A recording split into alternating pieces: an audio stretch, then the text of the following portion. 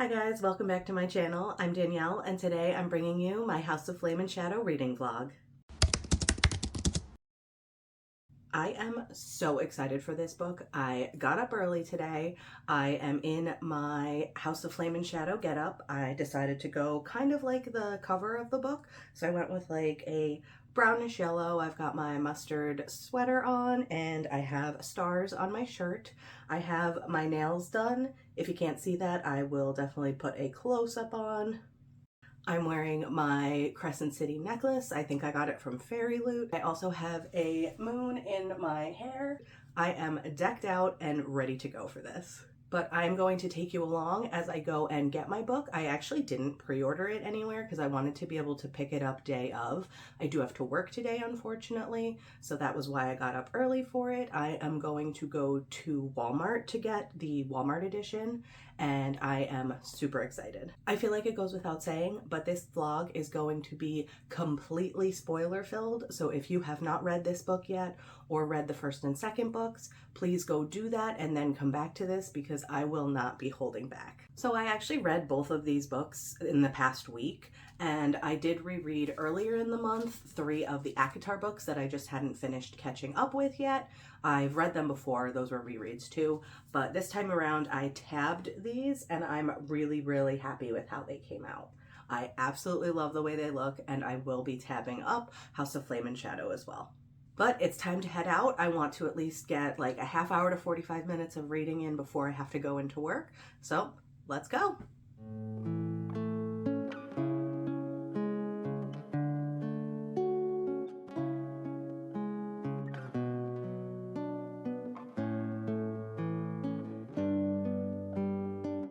Well, as you saw there, no books. What the F?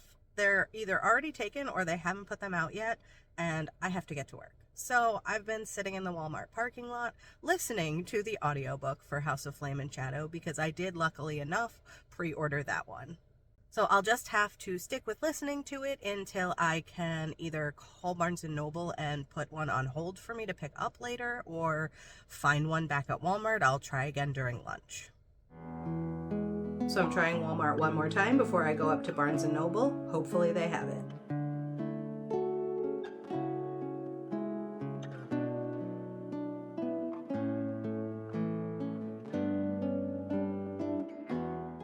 So I've acquired the goods and it is absolutely stunning.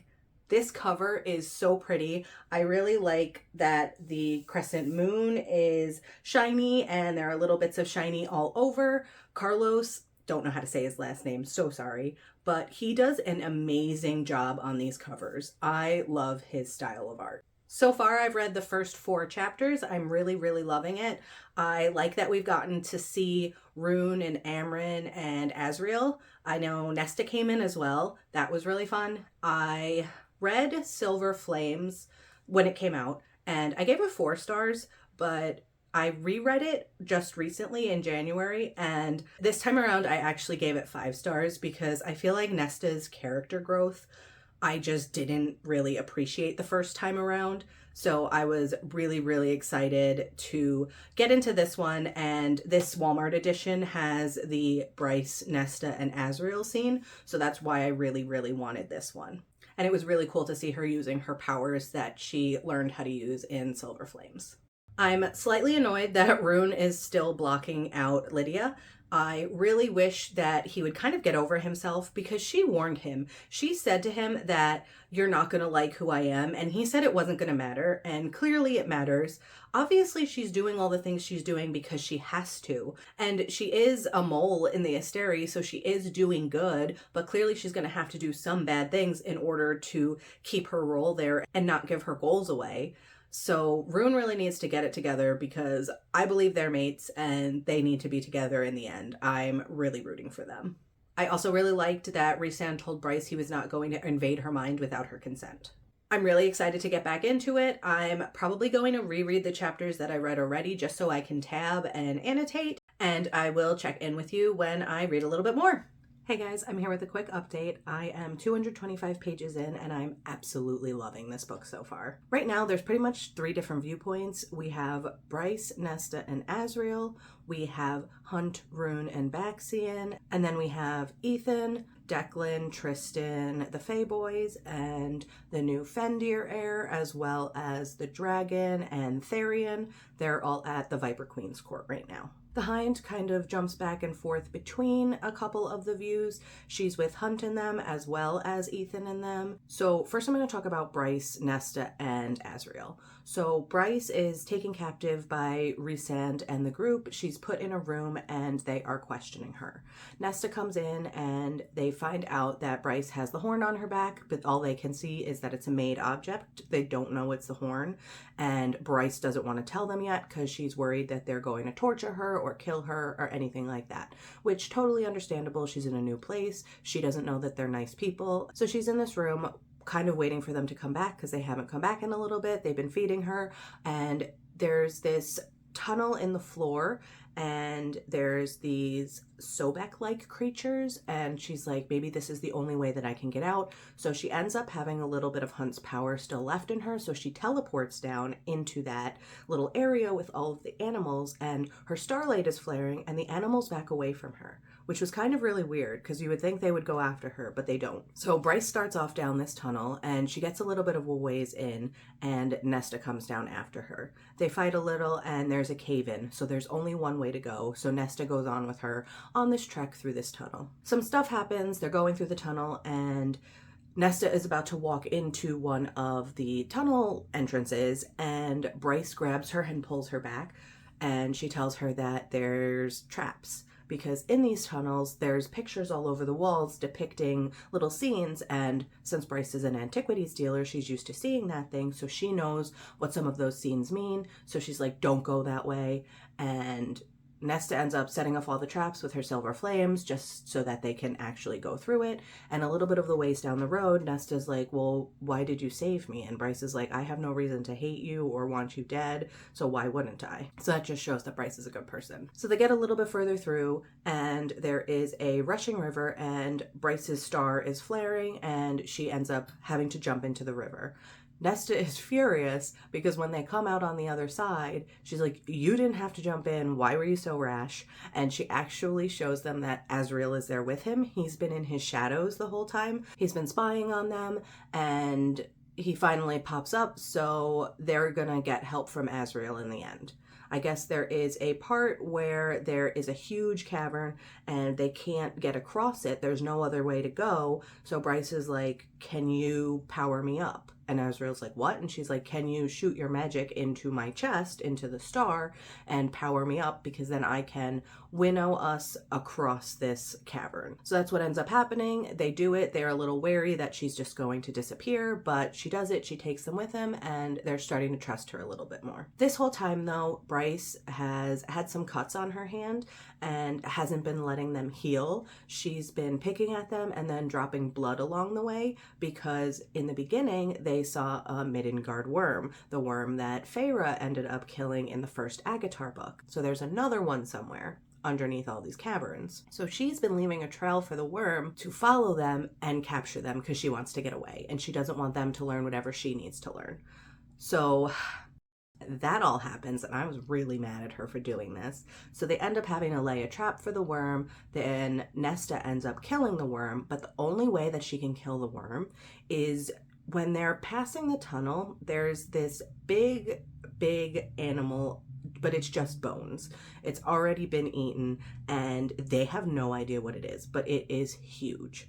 So Nesta, in order to kill the worm and hold it down so that they can actually kill it, ends up calling on the mask, putting the mask on, and having power over death, essentially, which is what the mask does. She reanimates that huge corpse of bones and has that fight for her, and then with her sword, Ataraxia, she slices the worm's head off. Nesta is such a badass, and I really like her now that I've reread Silver Flames, so I'm really excited to see what else happens in this book. But once the worm is dead, they go down this hall a little bit more, and they actually come to this cavernous door that has the 8-pointed star on it. So Bryce is like, well, why don't we try and go in? So she touches the star, nothing happens for a second, but then all of a sudden the doors open and they're allowed in. So inside, it's actually the bottom of the prison. This is where Nesta in Silver Flames saw the harp sitting on a 8-pointed star. So they go in, Bryce is the only one that can get through the wards,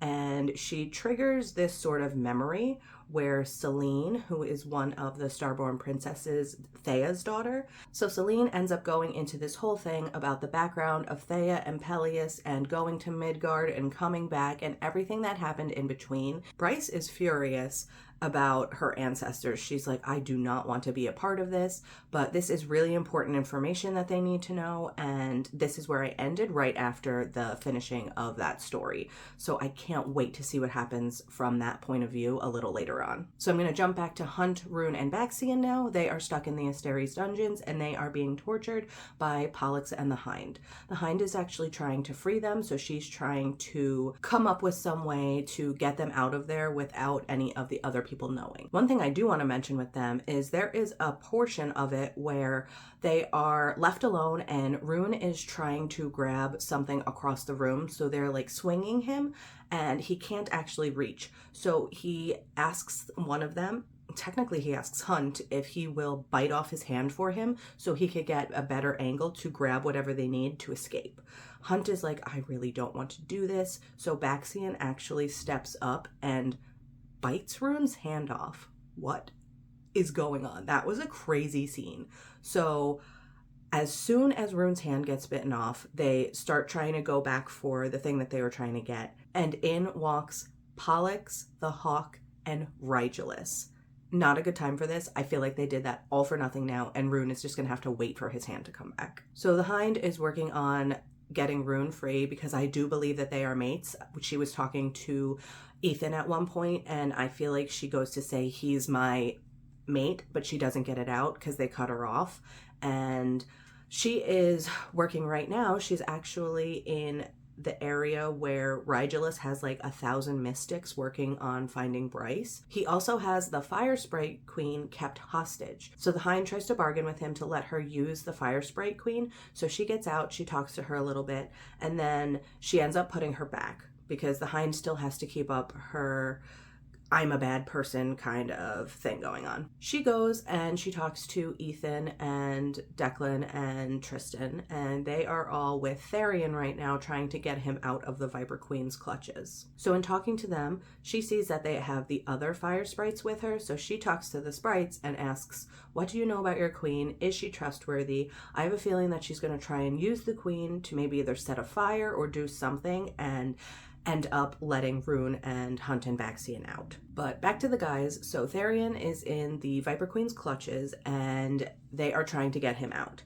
The only way that they've come up with getting him out is Ethan goes to the Viper Queen and says that he will do anything to get him out. The Viper Queen says, if you fight in one fight for me, I will let all of you go. I had a feeling that this was not a good idea. He really should have clarified who he was going to be fighting. And we get to the fight.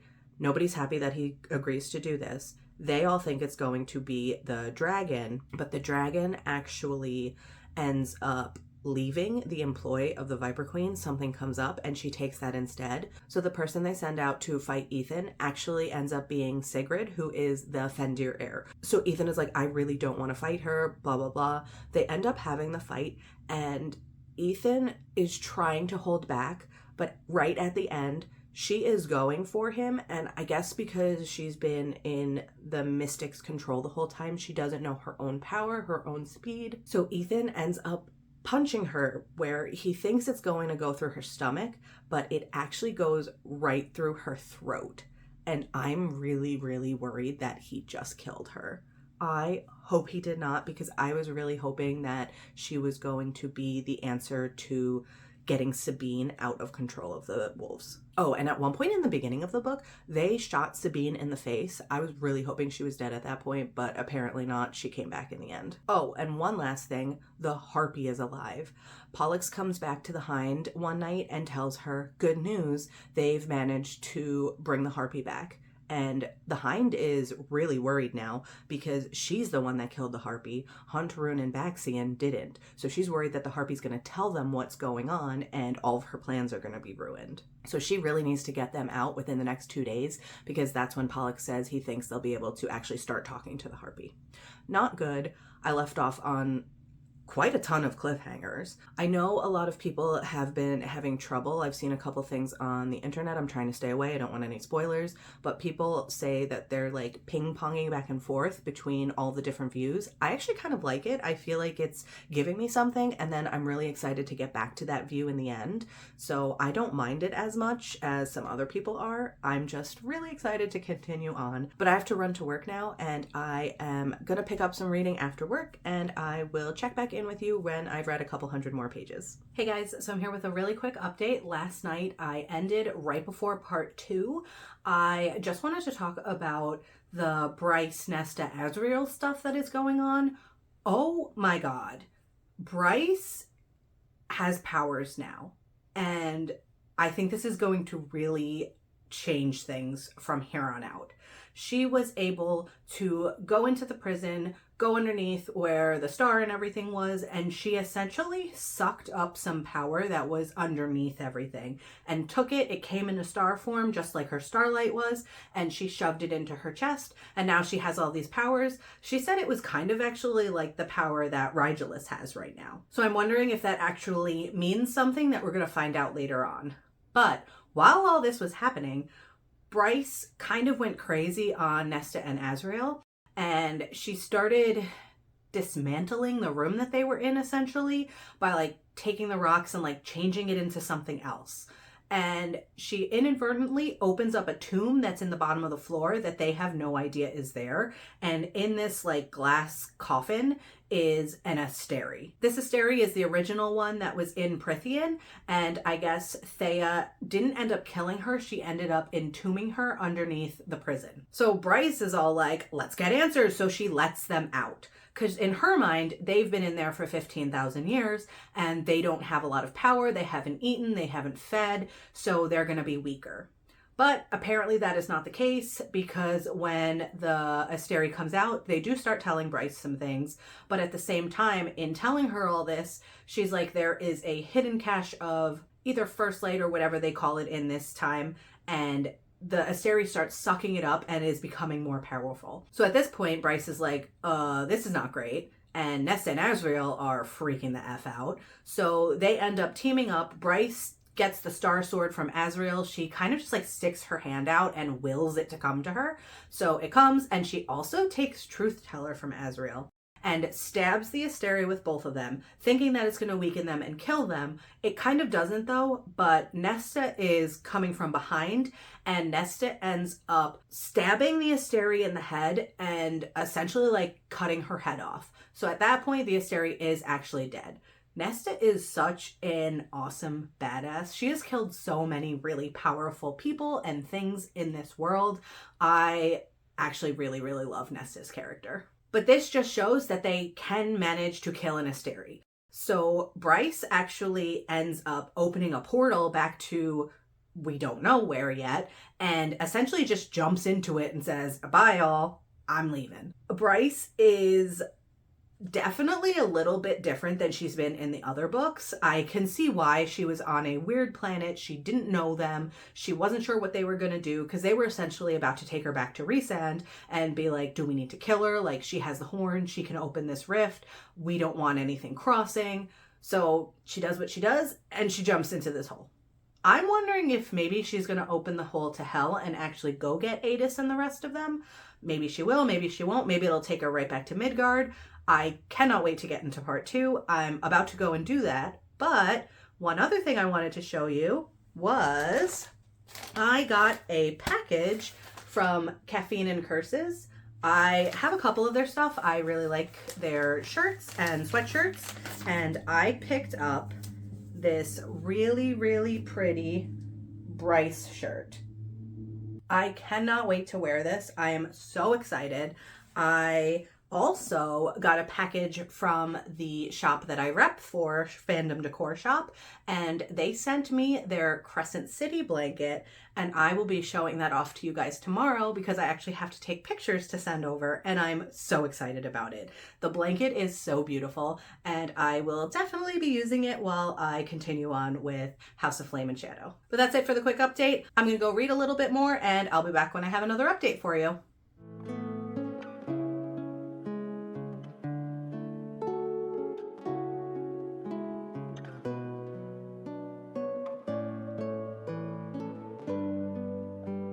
So I want to show off this really pretty blanket that I got from Fandom Decor Shop.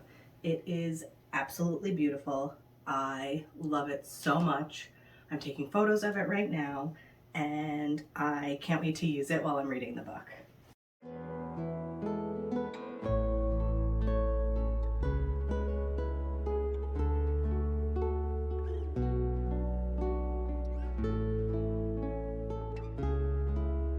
Hey guys, quick update. So I just got to part 3, The Ascent, and I've done so much tabbing and annotating already.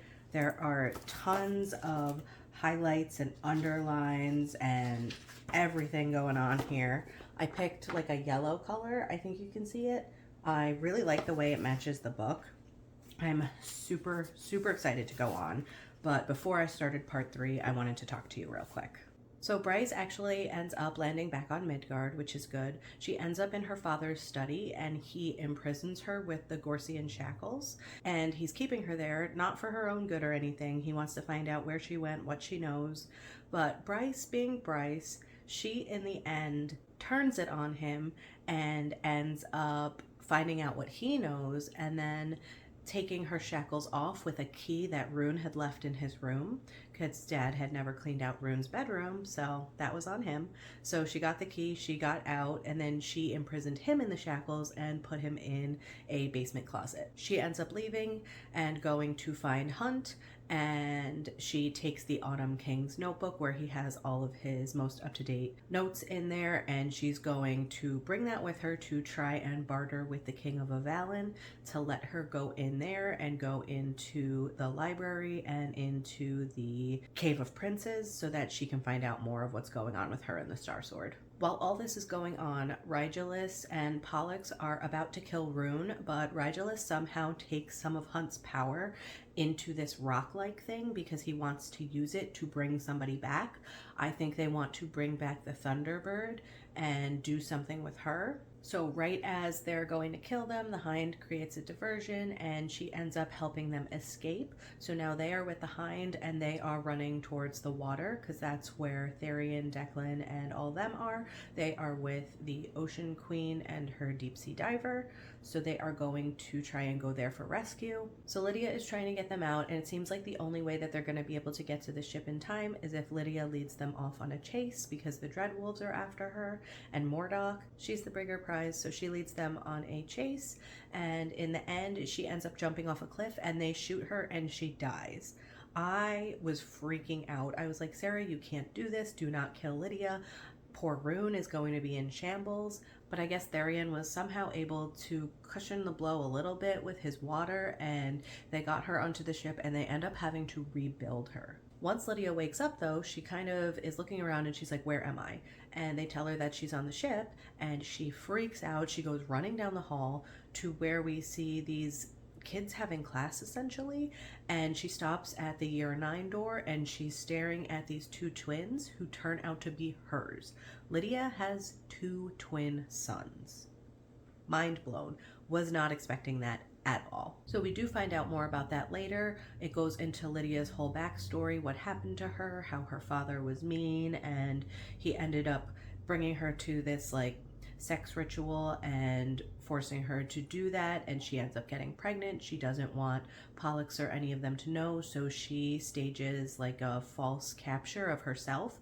She goes into hiding with the Ocean Queen and leaves the kids there, and she's now in the Ocean Queen's employ. Poor Lydia, I feel so bad for her. Everything that she's done for these kids, and I really hope in the end of the book that they either get to be together again. I know she doesn't want to take them away from their parents, but even if they just get to know her or something like that.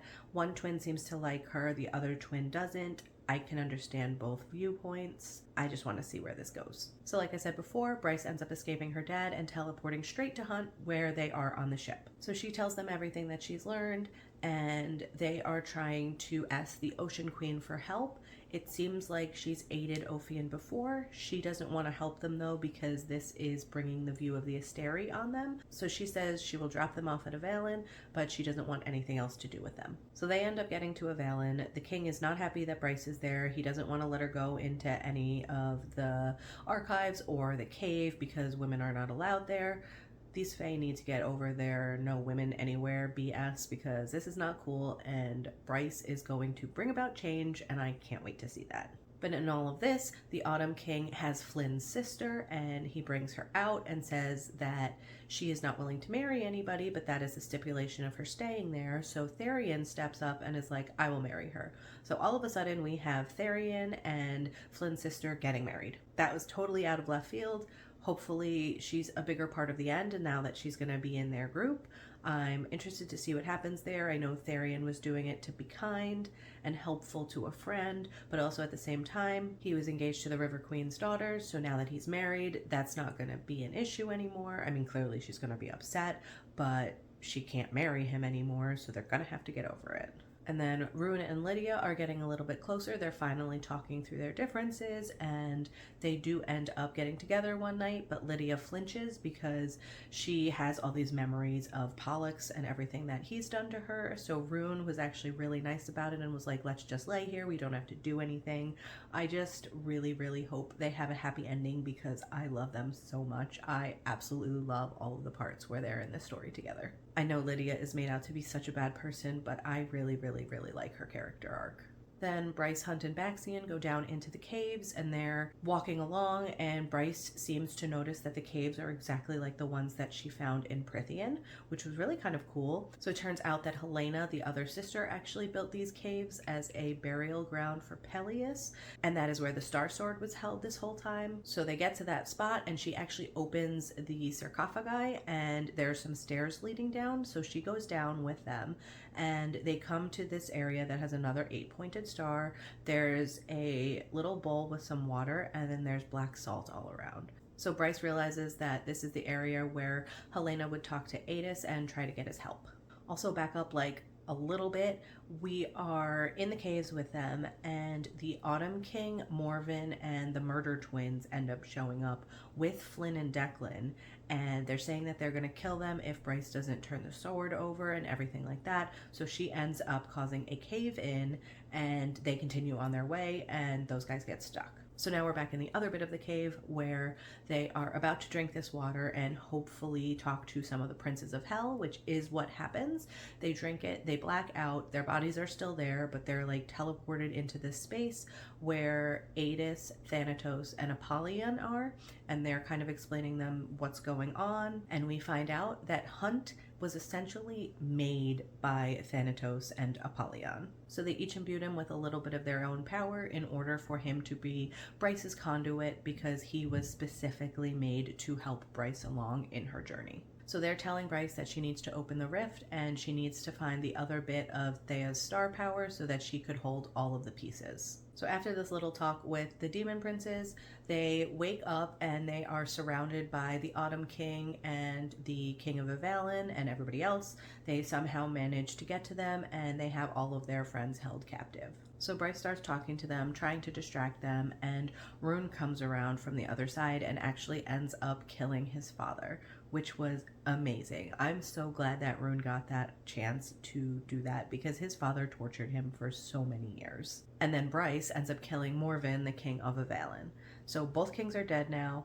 Rune told his father right before the end what his actual prophecy from the Oracle was, that the bloodline was going to end with him. And he says, I always thought that I was going to die, but I'm actually giving my title to Bryce. And he pretty much says, like, all hail Bryce Quinlan, Queen of the Fae. So Bryce, in all of this, looks down at the star that is on the floor, and she realizes there are slits in it, one large, one small, and she comes to the conclusion that they're for the Star Sword and Truth Teller, so she sticks them in there and essentially unleashes all the magic that was being held captive, and the land comes back. She ends up with the rest of Thea's star power, and she is the queen. So then they head back up. They're not in the caves anymore, and she does something with the mist, and they're able to get cell phone reception now.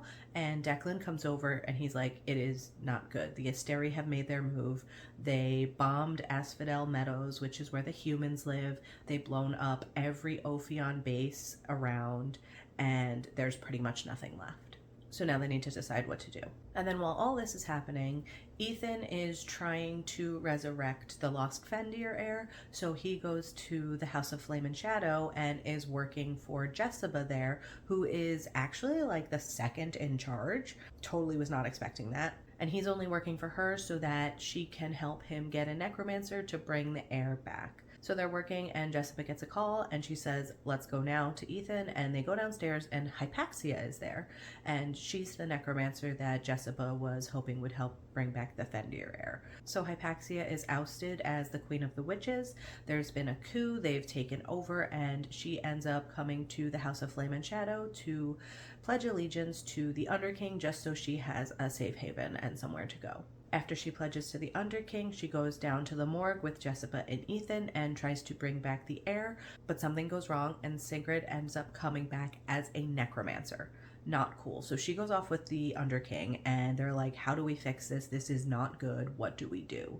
So Jessica, in talking, says that Avalon might have some of the answers that they need. So they are just about to go off to Avalon when they get the call that the bombs have come and hit Asphodel Meadows. So instead, they end up going to the meadows to help all of the humans that they can. This book has just been crazy so far, and I am absolutely loving it. I cannot wait to see what happens next. I am worried for everybody. I really, really don't want anybody to die. I will be so sad if anybody dies.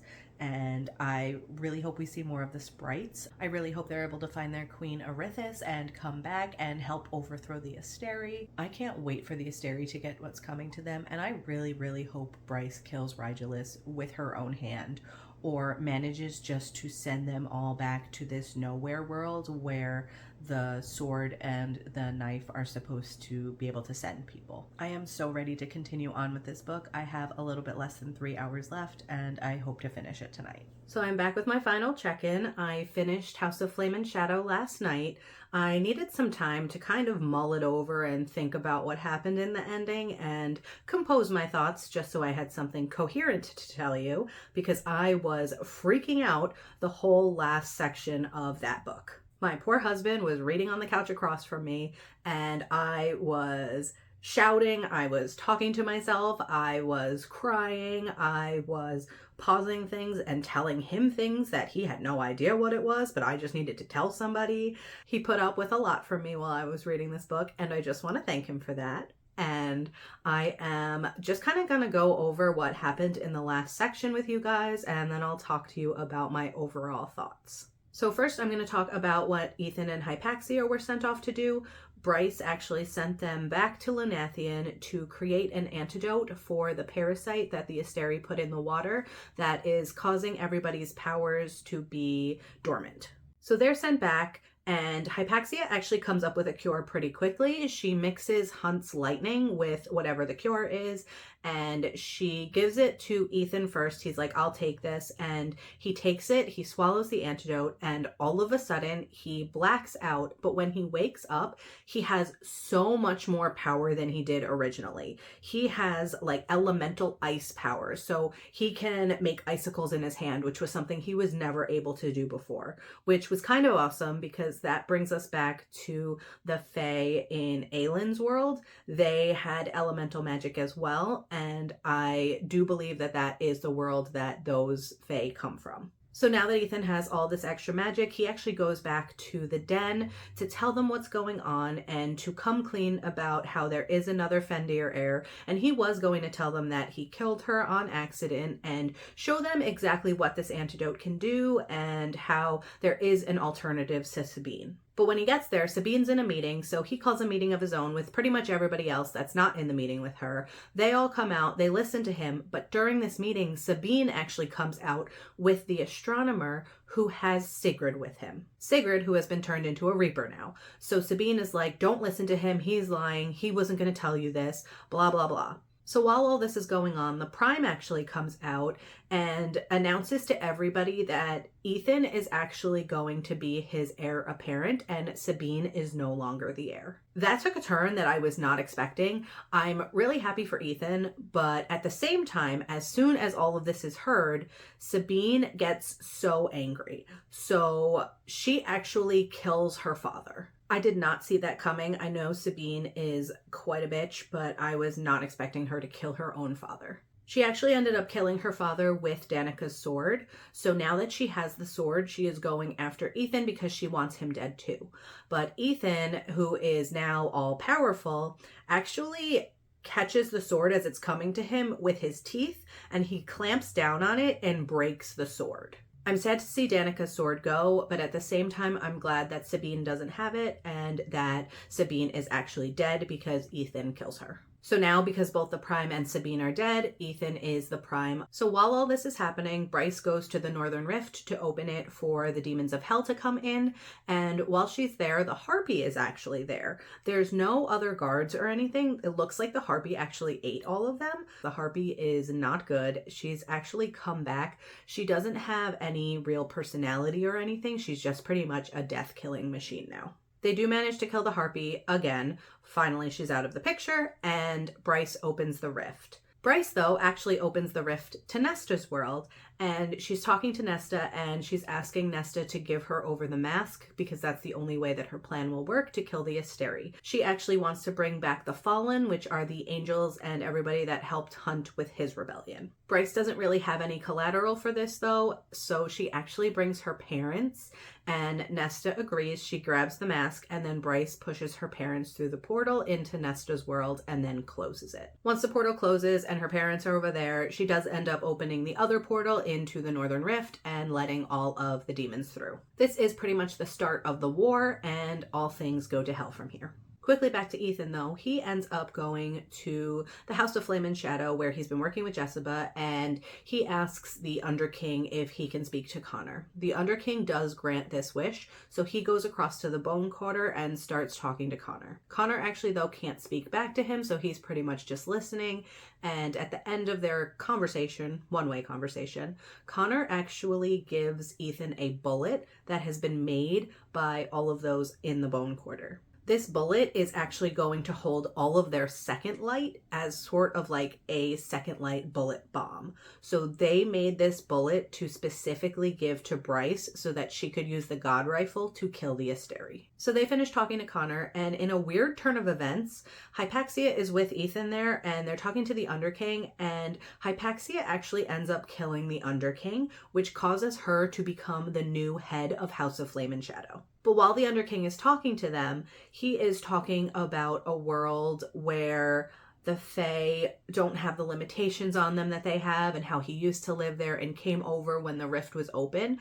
I believe he came over from Aylin's world, and I really hoped we had seen a little bit more of them in this book, which we didn't get to. Maybe in the next one we will. Maybe there'll be more of a crossover with that world. I did not reread Throne of Glass before I went into this. I do think I want to. I want to go back, reread that whole series, tab some things, because I know there are tons and tons of Easter eggs that I probably just missed because I didn't reread that series again. But at least the Underking's dead. He was kind of a dick. So much is going on during the war. They're coming at them from all different sides, but Bryce and Hunt are specifically sent to the Asteri's castle so that they can blow up the first light core and essentially kill the Asteri and give them no way to regenerate or have more power coming to them. But the only problem is, as Bryce is about to shoot that core with the second light bullet, Rigelus tells her that that core is essentially the kill switch to her world. If she blows that up, her world will die. But previously, she had actually killed an Asteri like a chapter or two earlier with the sword and the knife. She plunges them in and they touch at the tip and a black hole opens. So she's wondering if she can kind of do the same thing again and have the core and all the Asteri get sucked into the black hole but leave her world intact. So essentially that is what happens. Bryce shoots the first light core and a black hole opens. She is sucked in with the Asteri. She's trying to get away, but Rigelus kind of hooks onto her and isn't letting her go. They end up floating in essentially space, and they're getting sucked to the spot where nothing is. So a couple of the Asteri have already died. Rigelus is one of the last ones, and Bryce is with him. Hunt, though, can essentially see this from outside the black hole, and while all this is going on, Bryce was able to reanimate the Fallen. Their wings were still in the Asteri's throne room, so she was able to bring them back with the mask and put their souls into the mech suits that the Asteri had built. So now there's these fallen angels in the mech suits. So one comes up to Hunt, essentially taps him on the shoulder, and it's pretty much like, get in, I can go into the black hole and help you. What was nice was, I do believe it was Shahar, who Hunt really loved in the previous books. I do believe it was her in that mech suit, and this was kind of like a full circle moment. He helped her even though she died, but now she is helping him with rescuing his mate. So Hunt goes in with her. He has the mech suit on. He's able to grab her and pull her back to the other side of the hole where the princes of hell and everybody that is there is trying to keep this hole open so that they can get back. When they get back, though, Bryce is dead. I was really, really sad about this. But at the same time, I had a feeling that Sarah was not going to kill her main character. So I knew somehow Bryce was going to come back because Feyre came back, Rhysand came back. She's not going to kill off one of her characters in a different book when other characters that are just as important came back in other series. So the only way that Bryce can come back is Jessica actually trades her immortality for Bryce. So we find out earlier that Jessica is actually a priestess from Parthos. She was once human. Apollyon cursed her essentially because she did not want to tell him about Parthos at all. He thinks that those books have untold like powers and everything in them when they really are just knowledge. And Jessica would not relent on that fact that it was just knowledge. So Apollyon cursed her to be around forever. So Jessica is actually trading her immortality for Bryce. And Hypaxia is one of the only people that can do this transfer. So Hypaxia essentially brings Bryce back from death and Jessica is sent off. So Bryce comes back and all the Asteri are dead now.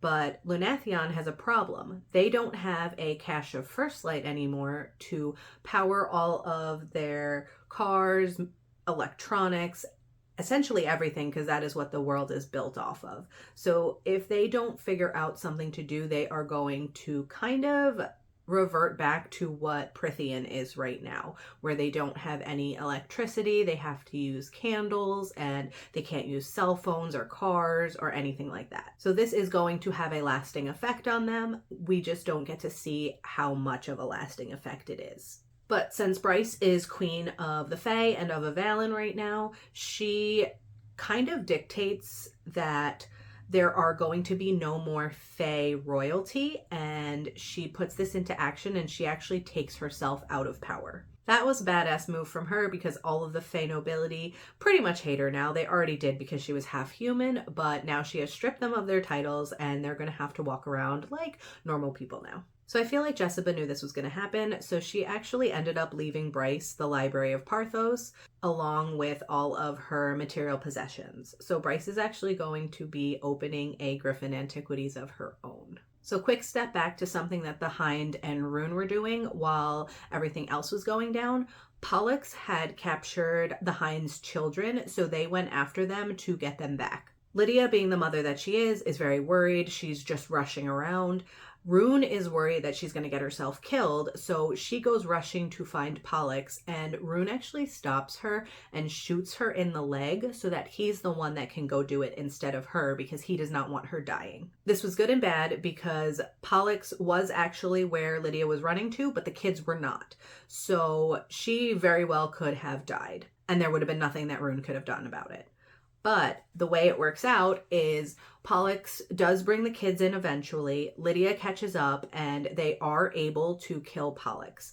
Lydia takes the last antidote that Therian had, and all of her power comes to life. She is a deer shifter, so she actually gets these really, really powerful fire magic because she is from a very powerful bloodline. So when her fire magic emerges, she is able to essentially incinerate Pollux from the inside out, which I thought was really, really cool. And she ends up saving her kids and bringing them to safety. The ending of this book was absolutely insane though, and I really, really enjoyed the whole reading experience. So Crescent City for me is definitely a top tier SJM series, and I'm so happy that I read this, and I can't wait for more. I know we're gonna have to wait a while, but she did say that there is going to be a fourth book, be it a novella or something along those lines. It is not going to follow Bryce and Hunt, so it's not going to be part of the main three, but still we're getting another one. I cannot wait. But I just had a couple ending thoughts that I wanted to talk about. I was kind of sad that we didn't get any more information on Fury. She looked like Amryn. I was really excited to see more of where that went because Amryn ended up being such a powerful being in that world that I really had more hopes for Fury in this one, but we really didn't get to see a whole lot of her. I know she came with her helicopter and brought everybody to safety, but I really, really wanted more. Maybe we'll get more from her in the next book though. And then with Ethan being the prime of the wolves now, there was an Omega, Perry, who stayed behind when everybody else left. I'm wondering if maybe Ethan and Perry are going to be paired up now. I know Ethan had a huge thing for Bryce for the longest time, but Perry seems to be a good wolf, and it would be kind of nice if they got together in the end. And I know I talked about it a little bit just now, but I really wanted more from Aylin's world in Throne of Glass. It did seem to me that on the cover of House in Flame and Shadow, it looks like these things on the arm of the priestess are word marks. So I really wanted more from that, and we didn't get to see a whole ton of that. Again, I am going to go back and reread the Throne of Glass series, and then I'll probably reread this book again and see what the things that I missed were. I am really glad that we got to see a little bit of Nesta again. I was actually expecting the part where she was in Prythian to be a little bit longer. I'm kind of glad that it wasn't because it wasn't an ACOTAR book, but again, I do love those characters and I wanted to see more of them, and I do think that Silver Flames now might be one of my favorite ACOTAR books, second only to A Court of Mist and Fury. And then if you've read any of the special end chapters, the Ember and Randall end chapter is actually when they're in Prythian. They're talking to Nesta and Rhysand, and I really got to see how Nesta really, really wanted a mother figure, and I think Ember was able to give that to her for a little bit, and I do think Nesta appreciated that. Also, it was nice to see Nesta in her own end chapter where they're all walking through the caves and they're talking about the music on Bryce's phone, and Nesta really wants to hear all the music, and Azriel in the end ends up liking some of the club music. I thought that was really fun. And then Lydia, she has to be one of my favorite characters in an SJM series. Her arc was so good. You hated her in the beginning, and in the end, you really came to love her and root for her and just want good things for her. What she did for her boys was amazing. She was really a caring mother, and she cared about those two boys so much. Everything she did was for them, and in the end, it really did pay off. And then Lydia's end chapter with Rune was so sweet. She ends up asking him to marry her, and they go and they get married. I almost cried. It was so adorable. I love them to pieces, and I only want good things for her and Rune. I really, really hope that in Sarah's next upcoming books, there are some more crossovers like this.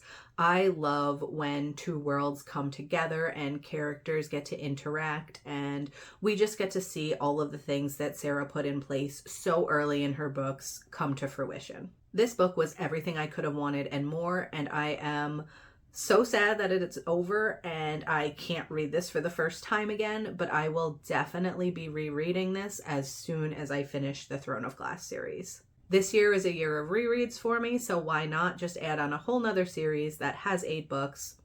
I could do it. So I guess I'm going to be closing the vlog out here.